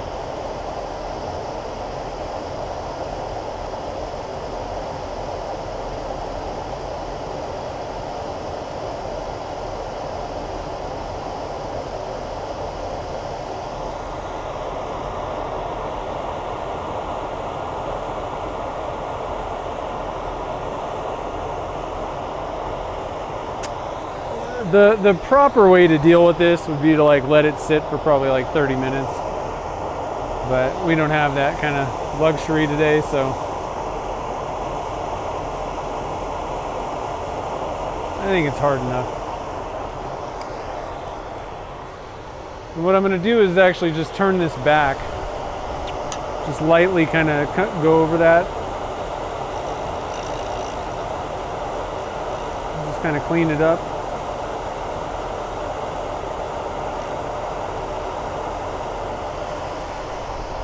Let's take a look, see what we got now. Nice. So that's looking pretty good. I think I can get the rest of it. There's a couple little spots here and there that I think will probably just come off when I start sanding. So I'm going to give it one more, famous last words, right? I'm going to give it one more pass.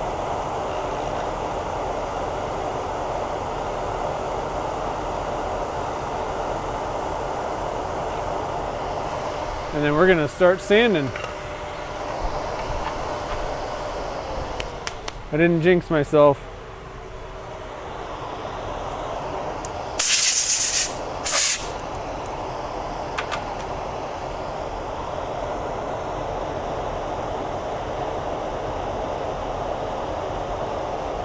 Yeah, that plumber's putty would come in handy. That's not bad.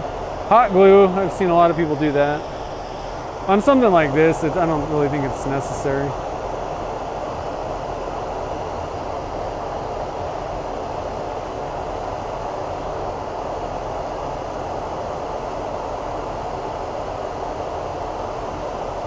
Just a few fills.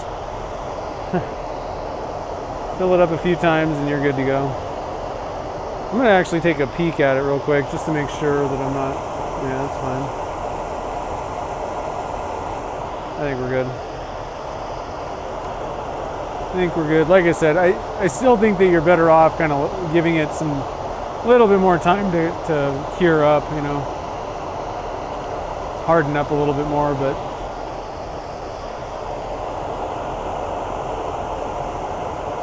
the show must go on, right? So we're gonna keep going.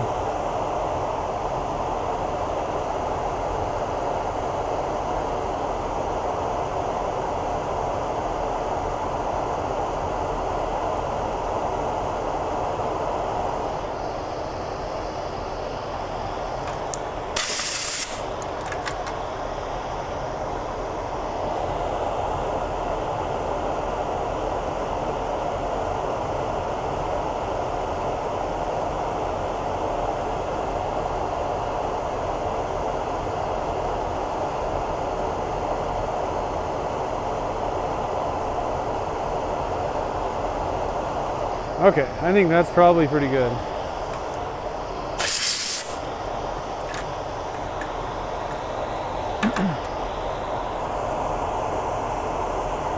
Yeah, that's looking fine, I think.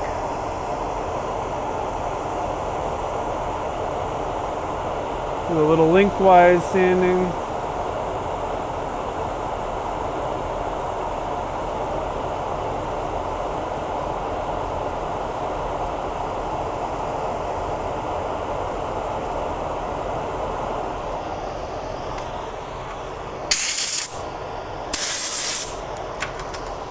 Wipe it down. A little alcohol.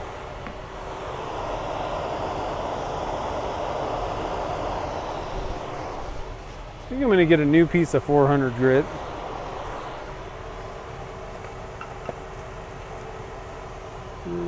Actually, yeah.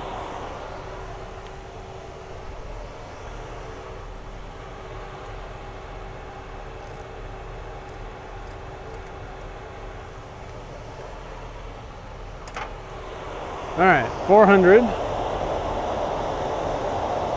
lot of times I could probably even start at 400, but sometimes you end up spending more time on that one grit just to get everything smooth, so. Ah, yeah, UV resin works. Problem is though, you gotta cure it for 15 to 30 minutes, so. CA glue. CA glue is pretty good. I like, for most things, for like pens and stuff, you really can't go wrong with it.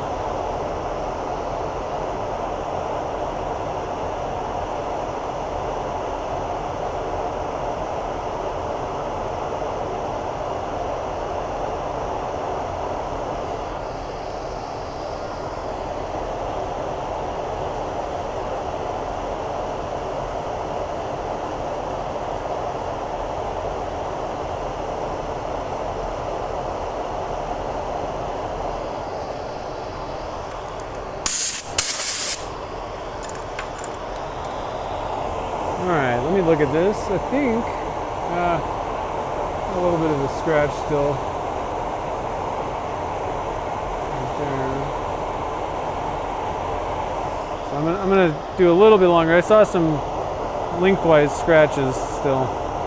That's why it's one of the good things about switching directions, you know, sanding.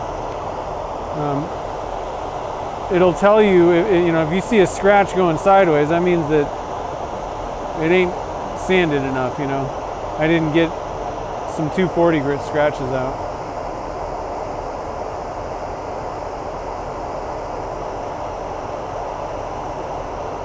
All right, let's try it now. See where we're at. I can't see. I'm sweating in my eyewear. There we go. That's looking good. So then, now again, I'm gonna finish up going crossway. There's a couple reasons to do it, but one of the nice advantages is, like I said, it'll give you a gauge to say, oh, I'm not done yet.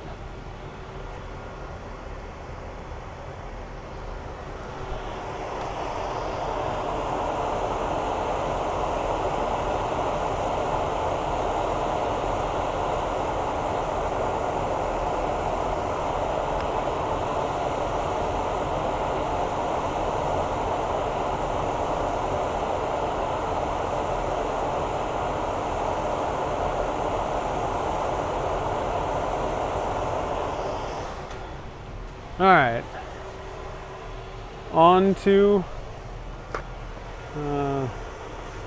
the wet sanding stage. First we'll wipe it down. A little bit of denatured alcohol. Okay, and we can turn off the dreaded dust collector.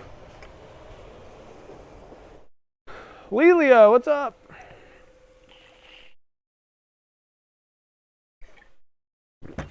We're just doing a little pen turning. All right, so wet sanding. Let's see here. Let me get my ShamWow out. As seen on TV.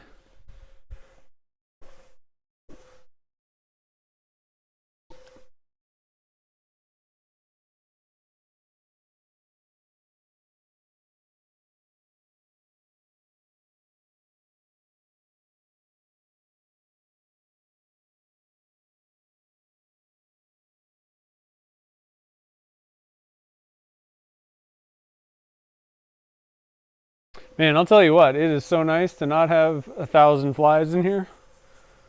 Whew.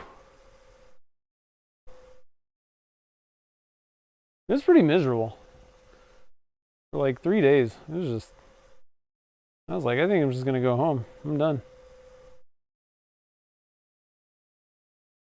My dad bought like every fly catching contraption on the planet. None of them worked. It was great. None of them worked. Just throw away whatever they're coming from. And then fly swatter them. Physical therapy. Sometimes that can be good. Sometimes that can be not fun. Good if it's helping. Not fun if it's not really doing a whole lot and it just hurts.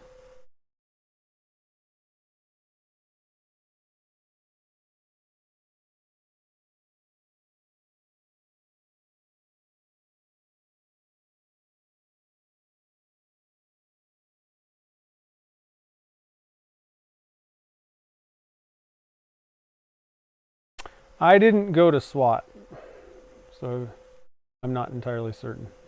Mike McEwen can answer that though. I was up in Seattle. we did some poor planning of a road trip and then realized it was like when SWAT was going on. Gotta get used to the fact that now I gotta put things on my calendar.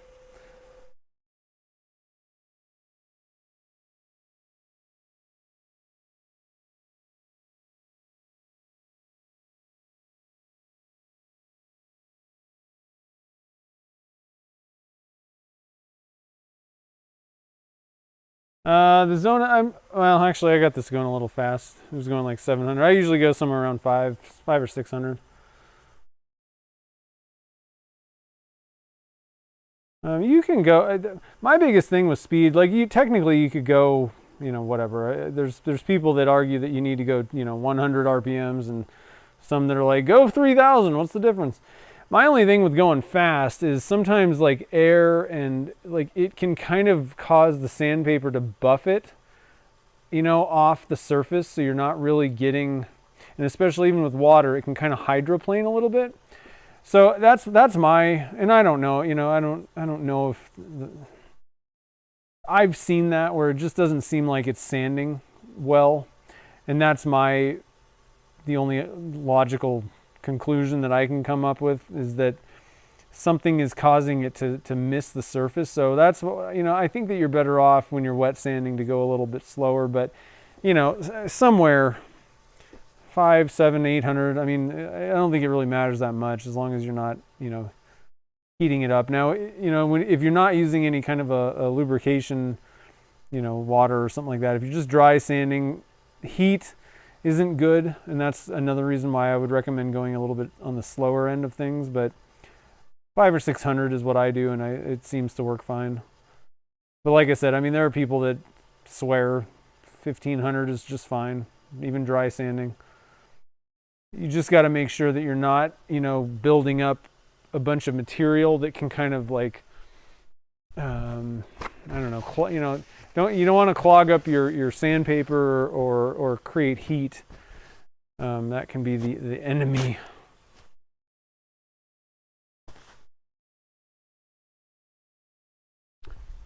So I just kind of figure the faster it's going, the easier it's going to build up heat and generally clog your paper.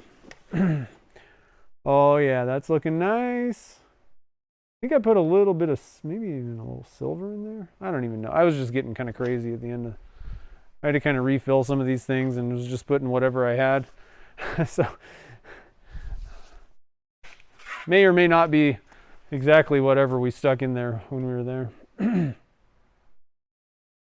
Yeah, she sent me the pic. I said, hey, what's up, Mike?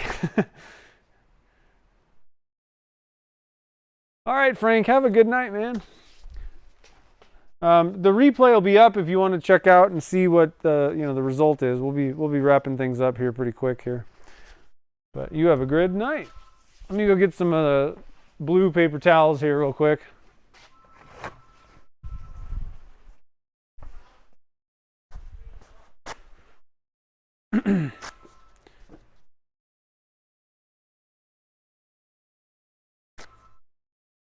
I love those. I don't know if you guys can hear in the background. My dad, our phone here is one of those phones that like tries to explain like what the caller ID says, but they never pronounce anything right. It's hilarious. I'm like, what's the point of this?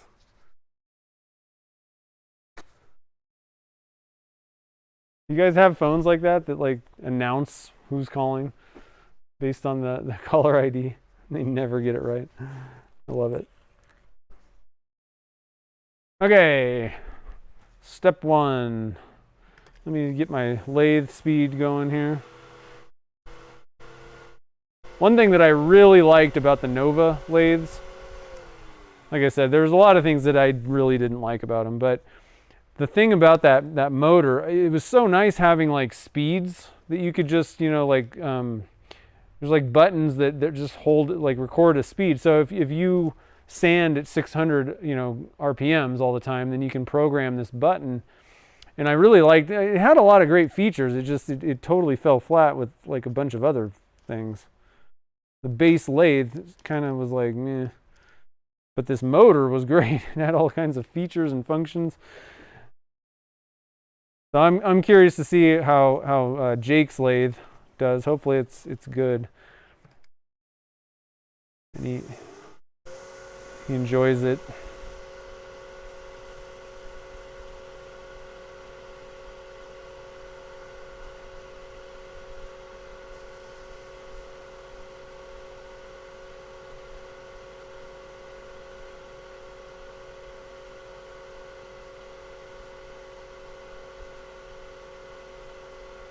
All right. Step one accomplished.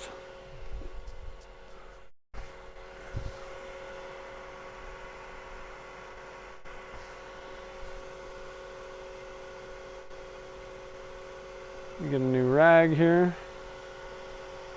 Close my step one. Man, it's so close. I can't wait to see the finished pen. It's gonna be psychedelic, man.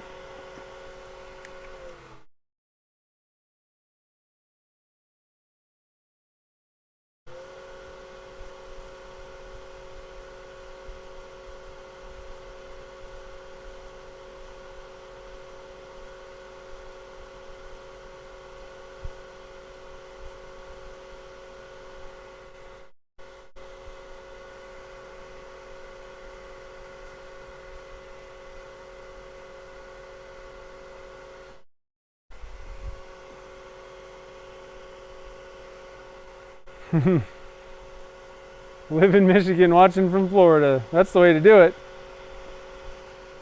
What are you doing in Florida?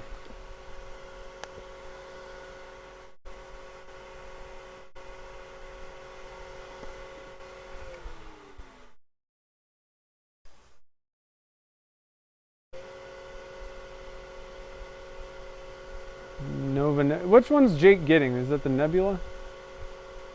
Or Orion? I don't know. There's so many.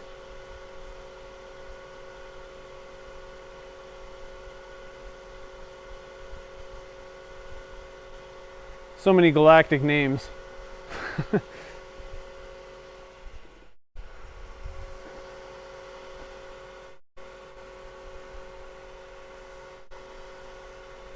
think we're on step 4. I can't remember though.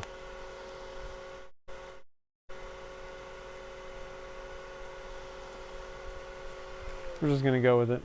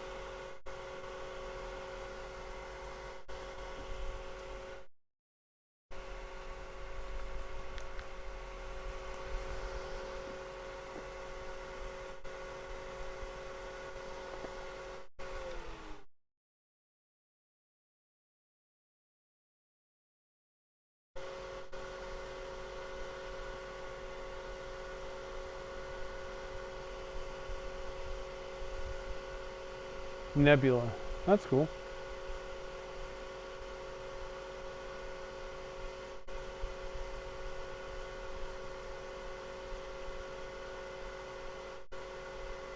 You're recharging the batteries in Florida so you can make it back to Michigan? Is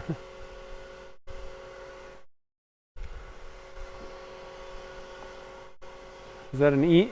Are you driving an electric vehicle?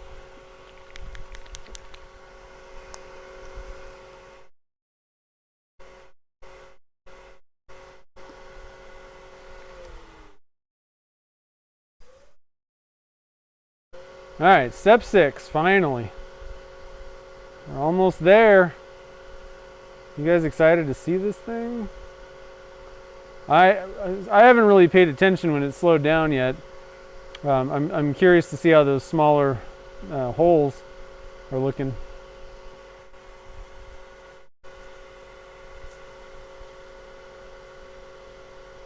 Because there's more of them in this one.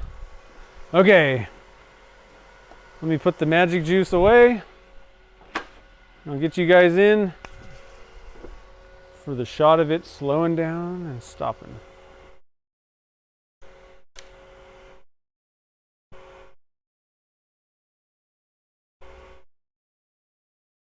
Oh, gotta get it centered somewhat. Here we go. Oh, look at that. Would you look at that? That's looking good.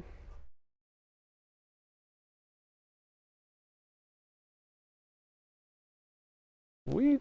All right. Let me get this thing out of the way.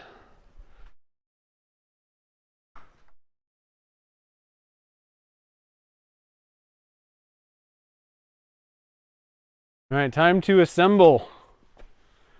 A lot of times after I do the polish, so somebody asked how many steps. It's 6 steps.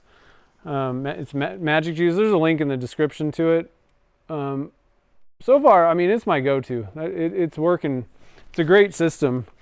Pretty cheap, and it just shines things up excellently.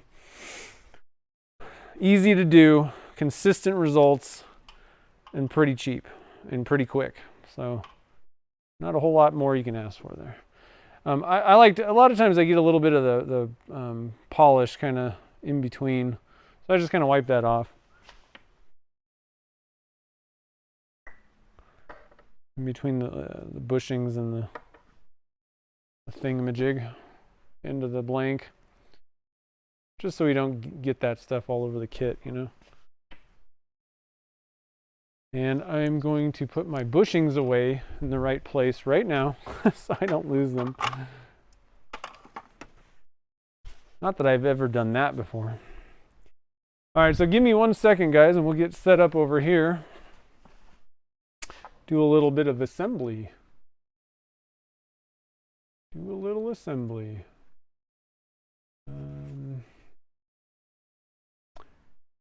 Human batteries, I see. Human batteries, nice. Okay, so switch to this view. Zoom in a little bit. Probably gonna have to get my my light out. Just helps a little bit. I can add a little bit of light to the situation.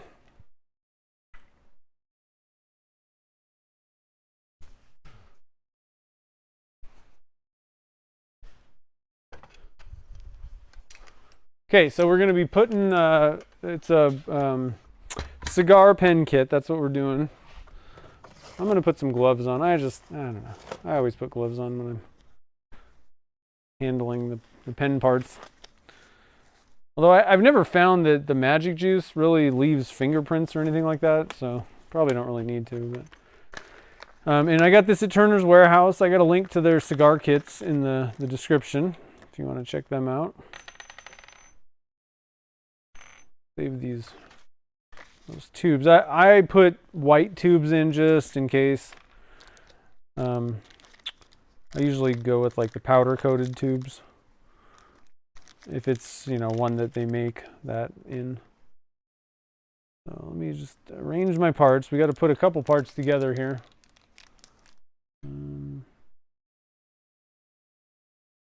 Add up a little bit. And I decided to go with this blue one. I don't know. I thought it'd be kind of cool. We already got a lot of color, I guess, but I think it might match. Perhaps. This there, this goes there. Okay. Got all of our parts laid out here. Put those tubes in the baggie. So this is they call it Blue Galaxy, is the pen kit, if anybody wants to know. The first step, I'm going to go for this thing.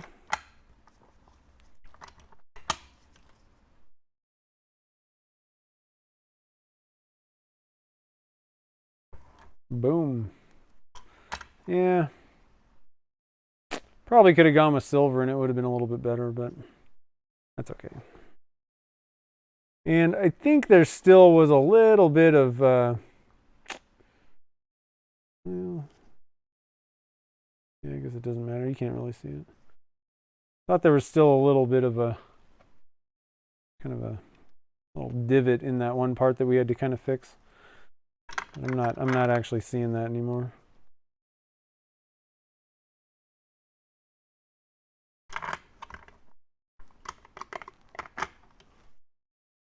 Nope, that's crooked. Okay.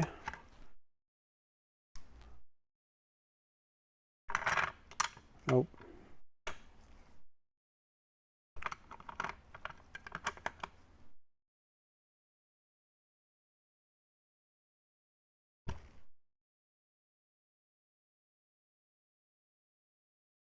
Come on.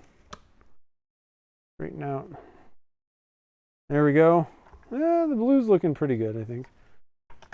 I don't know. Silver probably would have been a better way to go.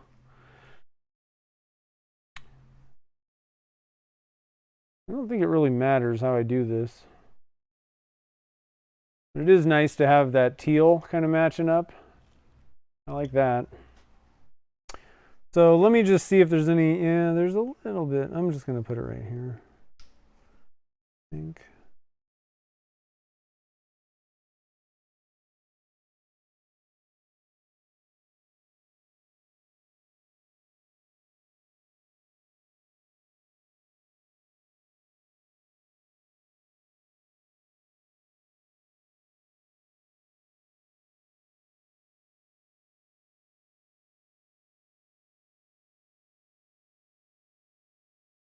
I think I like it like that.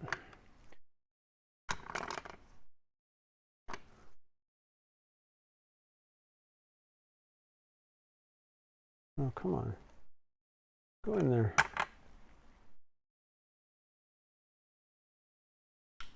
There we go.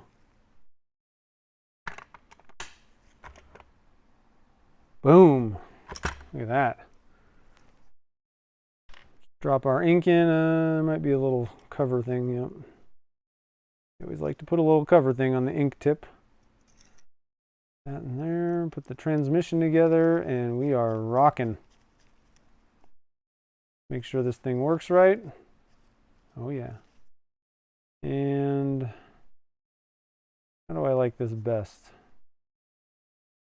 I think like this. There we go.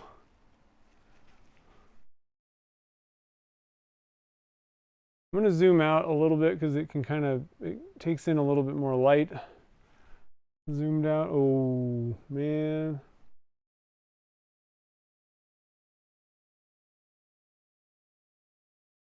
And get the glare.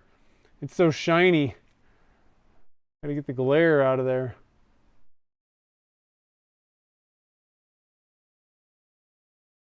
And that's pretty fun. Totally unique, I'll say that for sure.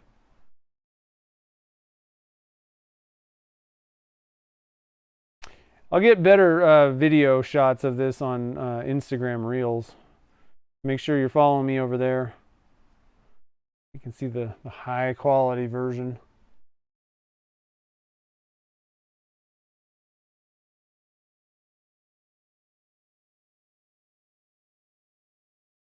Can you have too much color? That's a good question, Jeff. Good question.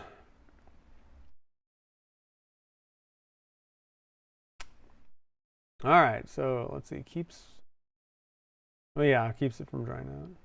Yeah, just in time, buddy. Welcome. Hope you're doing good. Put you on the spot. I'm not sure what you meant there. Yeah, that's a colorful collection of circles, that's for sure. 100, actually, yeah, the 101, that would be a pretty cool way to do this. Just fill them all with black. That would actually be pretty cool, I think. So overall, I'm pretty happy with this. I think it turned out really good. So there's a link to the files and all the stuff that we talked about, the tools and all those goodies.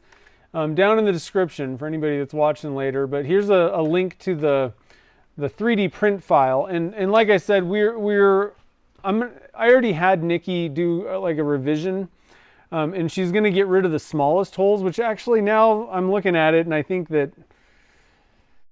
we'll have to see what the new file is like. But either way, if we get a revised file, everybody that already bought this 3D print file, you'll get the updated one, and people going forward will get both. So for the same price. So I'm pretty stoked about it.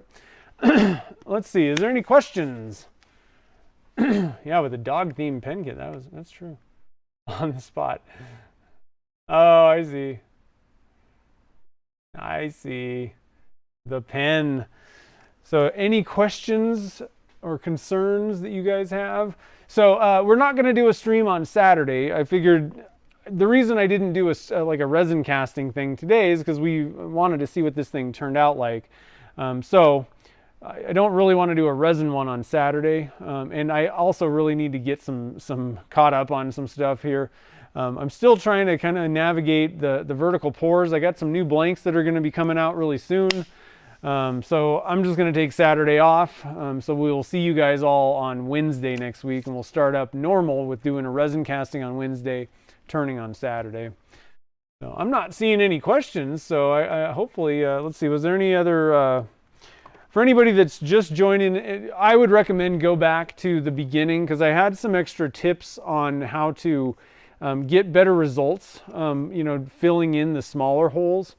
So make sure to go back and rewatch the beginning part of the stream.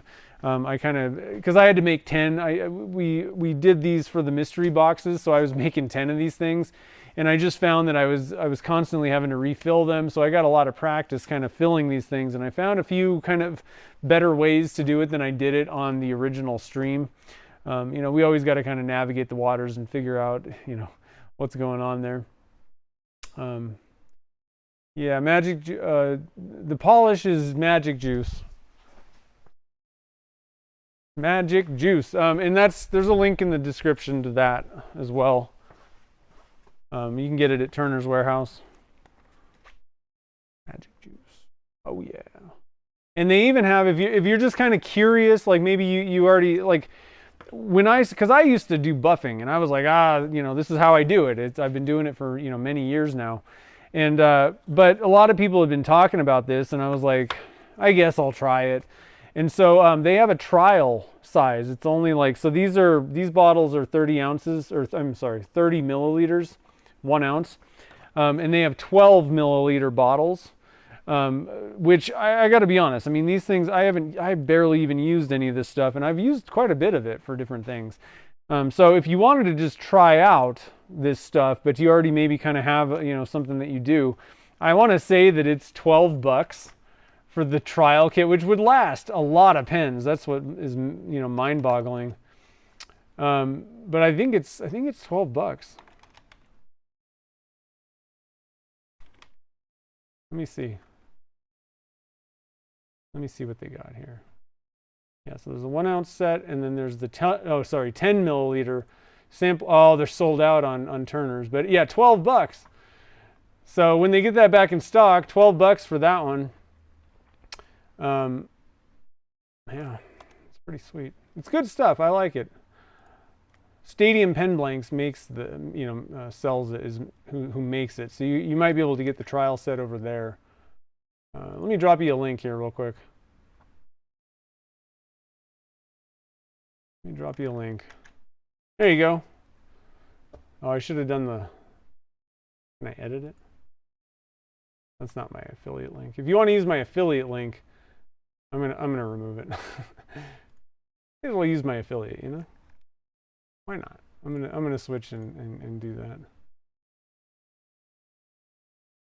Here we go. And it doesn't cost you anything. It just they give me a referral bonus if you use that specific link to get it. So anyway, pretty cool stuff. Good stuff. The Magic Juice.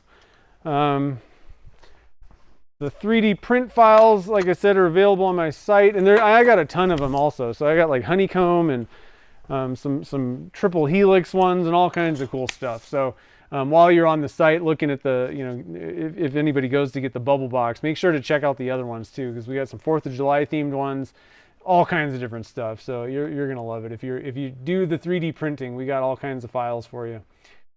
So I'm not seeing any other questions, so I think we'll wrap it up. Like I said, so we'll see you guys all on next Wednesday, not Saturday. We're gonna take off this Saturday, get some things caught up, and then we'll be back in action on the normal schedule next Wednesday.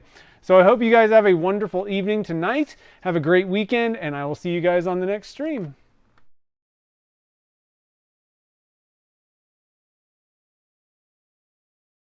My mouse doesn't work. It's not shutting down. See you guys.